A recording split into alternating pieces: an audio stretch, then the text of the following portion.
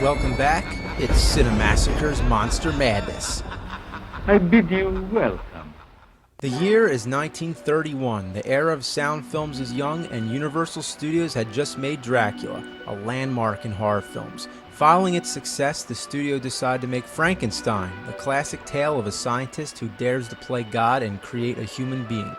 You have created a monster and it will destroy you. Bela Lugosi, fresh off of Dracula, was asked to play the monster, but the part wasn't appealing to him. His face would be covered in pounds of makeup and he wouldn't have any dialogue, so he refused. The role was handed over to Boris Karloff, who became one of the most famous horror stars to ever live and perhaps the most famous movie monster of all time. Since the film's release, audiences called the monster Frankenstein, even though the name belongs to the scientist. In the films, the monster itself is usually referred to as Frankenstein's monster, the Frankenstein monster, or just the monster. However, the confusion has lasted to this very day. The look of the monster, which everybody recognized, was created by makeup man Jack Pierce.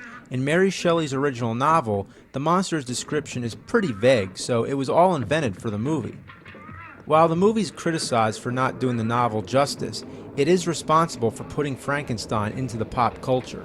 For example, Dr. Frankenstein the movie has a hunchback assistant. That now has become a staple in movies, cartoons, and all media. Nobody can forget the images from this film. Even if you haven't seen the movie, you're probably familiar with it. From beginning to end, every scene is memorable. Frankenstein and his assistant digging up the corpses, the laboratory with all those crazy electronic gadgets, the lightning, the little girl by the pond, the angry village people chasing the monster with torches, and of course some of the most famous movie lines ever spoken. It's alive! It's alive! It's alive! It's alive!